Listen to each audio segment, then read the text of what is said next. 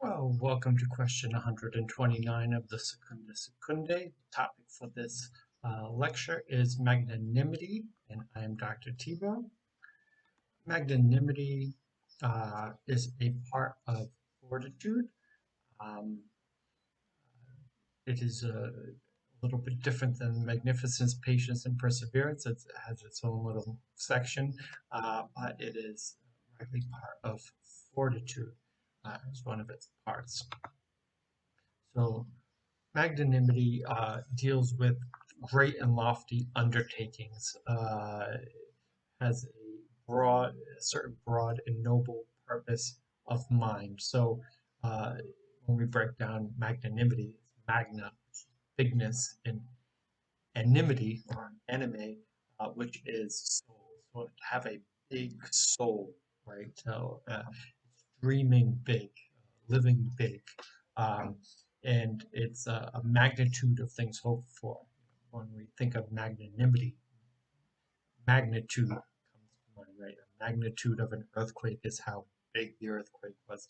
This is big, right? Magnanimity is big. Um, it supports the will and the emotions of excitement and momentum, which is an important part. So, the purpose of the virtue of magnanimity is that it stirs the emotions, it stirs the will and the mind to act towards greatness, right? To act in a great way. Um, So magnanimity, going into Article 1, there's 8 articles in this section. It's about honors. Uh, but that's a tricky one because honors is also one of those idols. So it's not honors in terms of being an idol, but it is primarily about honor. Article 1 and 2 deal with magnanimity. Uh, by its very name denotes a stretching forth of the mind to great things.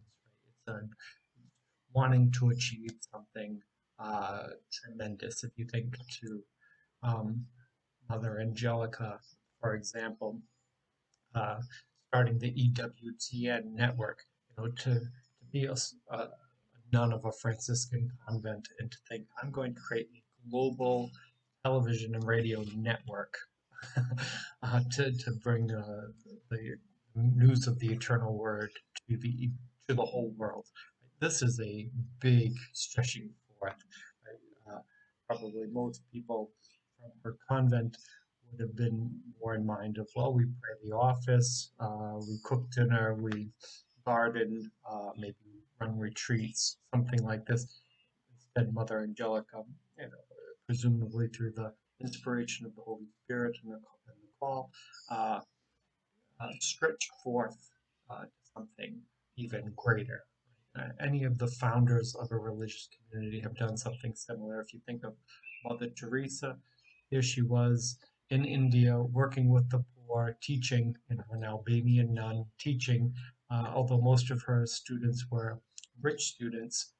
Nobody would have blamed her if she spent her life dedicated to prayer and serving people in India. There's nothing wrong with that. Probably great saints were in her midst as she was doing that, but she was called to something even bigger, right? Even greater, to go out and serve the real poor of Calcutta. That was magnanimity. Um, Magnanimity is immediately about the passions of hope, but immediately about honor as the object of hope. So it's not primarily about the honor; it's of the about the passions of hope. Right? It's not that Mother uh, Teresa wanted to be well known for serving the poor; it's that she wanted to serve the poor and do it in a big way. Right? So the object of hope is what you're doing immediately. The immediate uh, is the honors. Right? Honors aren't that important. Um, the most important thing, kind of use an Aristotelian way of speaking, uh, the important thing is to strive after that which is honorable, not striving after the honors. Right? So you strive after honorable things with magnanimity. That's the point. It's not striving after. I hope everyone. I want to be well known. I want to be on TV. I want everyone to know that I'm a saint. Right? If that's your goal, is to become popular, even in a spiritual way, popular spiritually, uh, you're chasing after the honors of man. Where really magnanimity is about chasing about after that which is honorable, strengthening the virtue through the virtue of magnanimity, strengthening the will to achieve what is honorable. Okay. Uh, Article 2, it is about great honors, not just about honors, but the greatest honors. The proper matter of magnanimity is great honor, because a magnanimous person tends to things that are deserving of honor. Right? It's not just entering, uh, living a good life in a quiet corner of heaven, right? As people say, right? It's not just, well, I just want to occupy a quiet corner of heaven. It's living in a big, doing something big. If it's just a little bit, in terms of the allegory, as an example, if you give a few dollars to a beggar, that might be liberality. But magnanimity is building the cathedral, building the homeless shelter.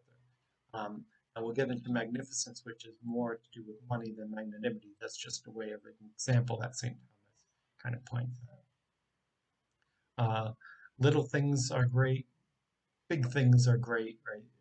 The degree in which it is uh, deserving of honors is an accidental quality, right? Kind of a spectrum, right? Um, but magnanimity itself is directed towards the greatest. The greatest is what it's directed towards. Uh, and it's reason that dictates that one does that. So, why did Mother Teresa leave the comfort of her convent teaching upper middle class students in India to go to the slums of Calcutta? Well, God is who God is, and the gospel calls us to what the gospel calls us to, and there's suffering in our midst, then reason would dictate that one must do this thing, even if requires a great deal of uh, energy, right? A great deal of strength of will. Then uh, reason dictates it, right? Others, their conscience might not have called them to such a major undertaking, and they lived a life of a holy nun, and uh, they served as teachers, which might be smaller, right, a smaller quantity, uh, but it's all on the spectrum. The nun that was living the smaller life was not necessarily magnanimous. They had other virtues, but not magnanimity. That was Mother Teresa had. Is magnanimity a virtue? Article 3. Um, well, of course. uh, it observes the mode of reason in great honors. It regulates um, regulates our actions towards that which is reasonable. Anything that regulates our actions towards that which is reason dictates is virtue. Right? If one is foolish, if one acts foolishly, that's not magnanimity. If one is timid, that's not magnanimity. So magnanimity balances extremes and deficiencies. Therefore, it's properly regulating uh, the mode of holiness. So therefore, it's virtue. Um, Now, objections is, well, what if you're not, not everyone practices magnanimity? Well, the point St. Thomas has is that not everyone is faced with it. And the example I think of is of the martyrs of Algeria, the Trappists who were martyred in 1994.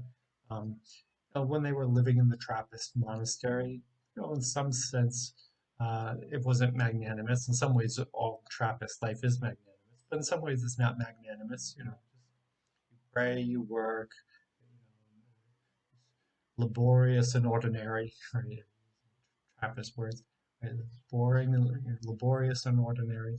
an obscure, not magnanimous, but they had habitus of virtue, of magnanimity, so that when it came time, they were willing to die as martyrs. So the magnanimity was always there, but it didn't have an ability to be acted out until that moment. So, so it's not that only a few have magnanimity.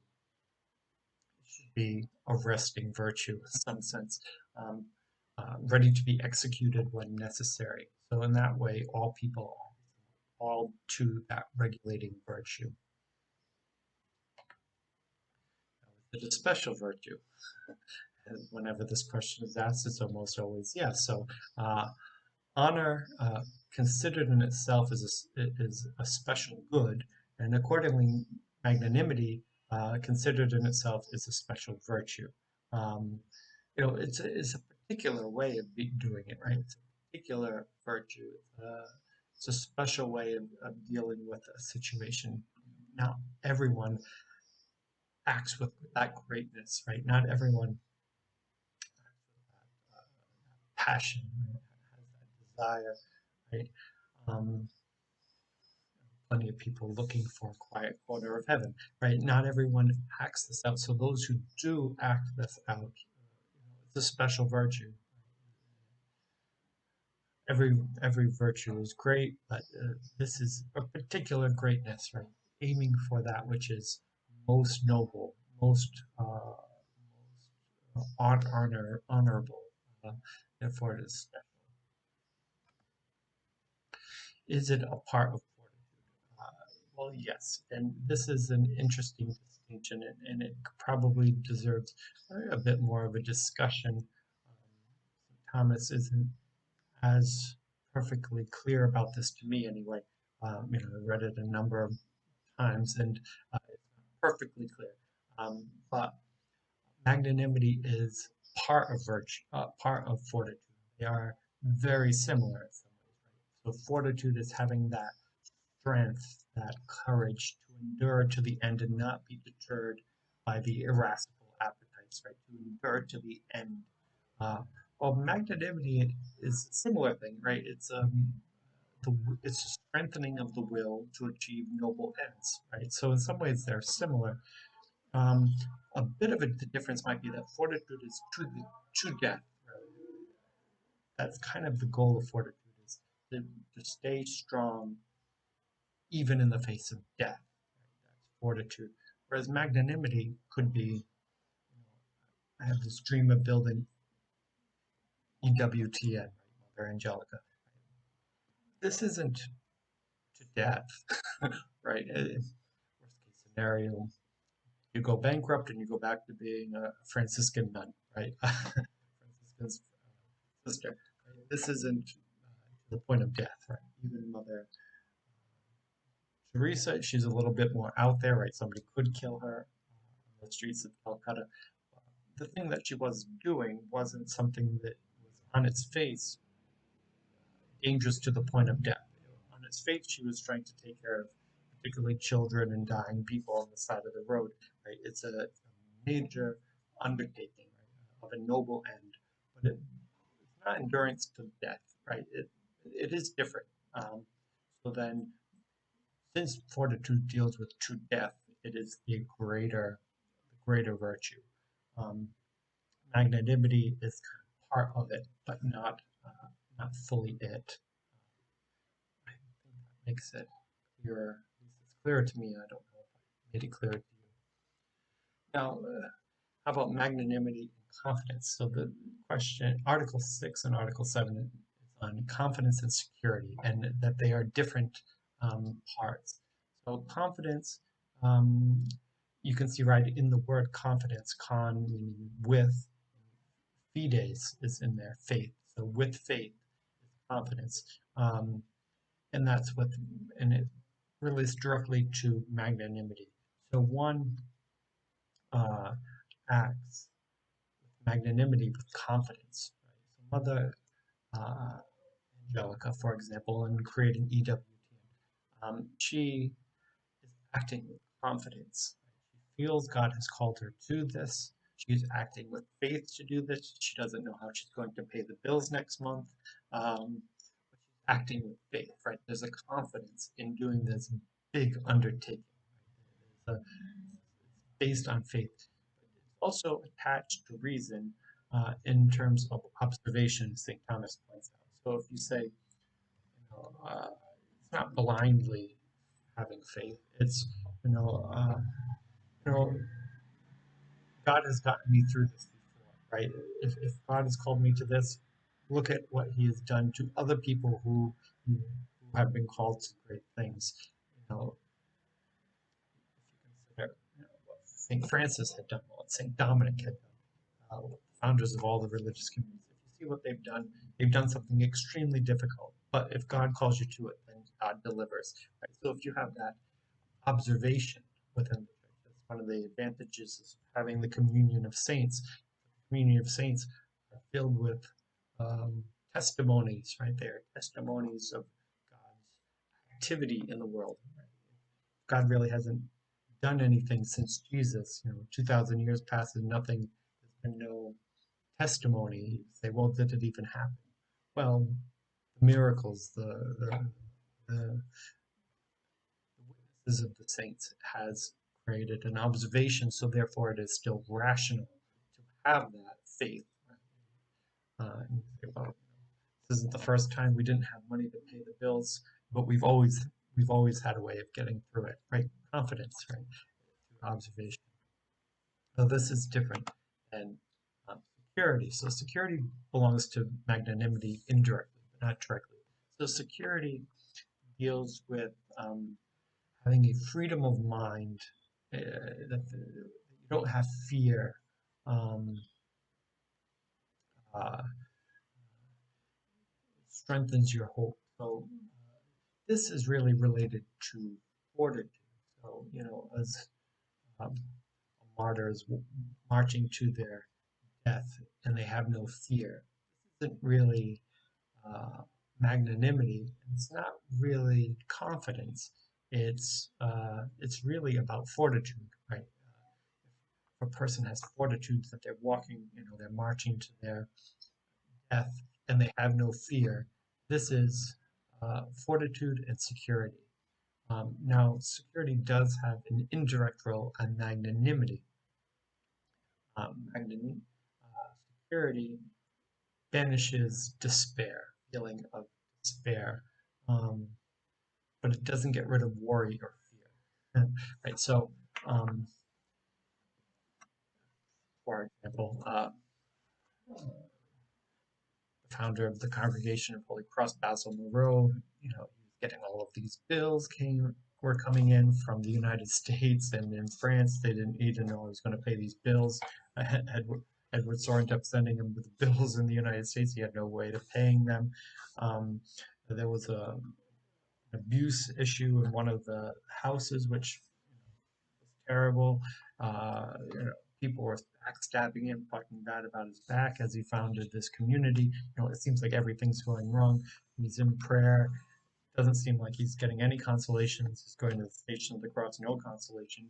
Finally goes to the door of the tabernacle and bangs on it and says, "Are you even in there? Right? Are you in there?" Right? In a sense, despair. Right? Uh, Although if you're knocking on the door of the tabernacle, there's still hope. Right? There's a sense of despair. Security, having that sense of security coming over you can get you out of despair. So, a woman wrote to him and says, it's like Peter walking on the water as he's sinking. Christ walks up and reaches down and pulls Peter up and says, "Ye of little faith." Um, right? You might be sinking in the water, but this is an opportunity to find Christ in your sinking. Right? You think God has abandoned you, like Peter thought Christ had abandoned him, but he hasn't. He's testing you. When Basil heard those words, he was overcome from despair. The despair had left him. Now, did he still have a pile of bills on his desk? Yes. Did he still have to deal with people talking bad about him behind his back and about all the different other problems? Yes. All of those worries, all of those fears, all those burdens were still there, but the despair had left. so that he could continue on with magnanimity, founding the Congregation of Holy Cross, which is this major religious community today doing wonderful work. You know, if he had just given up, it wouldn't be here. Right? So he had a magnanimous thing in mind. It wasn't that he was going to be put to death. Right? It wasn't in terms of fortitude directly, right? That he was going to be put to death. It was about magnanimity, about doing this great undertaking. But security got him through it. But on an everyday basis, he was really just dealing with confidence, faith that he could continue on. Now, lastly, the last article deals with fortune, is fortune conducive to magnanimity. Now, kind of a good answer, but quite obvious answer that St. Thomas says that a person is not being magnanimous for the money, right?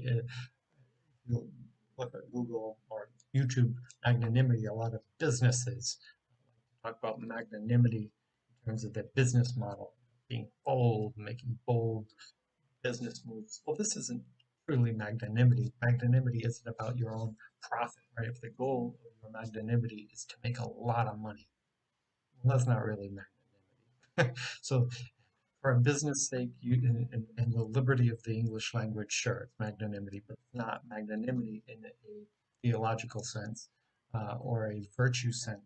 Uh, Now, if you have money, well, that might empower you to do something great, right? Mother Teresa wasn't able to do what she did without money. So money can be useful, but it's not the goal. The goal, according to Mother Teresa, was helping the poor, right? Bringing Christ to the poor and encountering the Christ in the poor. But money helped, but it's not the goal.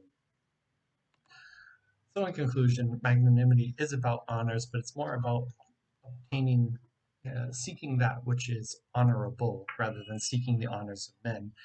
It is greatly honorable because it's seeking to do great things, not just little things. Magnanimity is a virtue because it is a mode by which people, not through excess or deficiency, but properly follow reason to its right end, even a great end. Um, it is a special virtue because it is a special, it's a unique way of achieving something that's not just ordinary but great because of its greatness. It's not what everybody is doing all the time.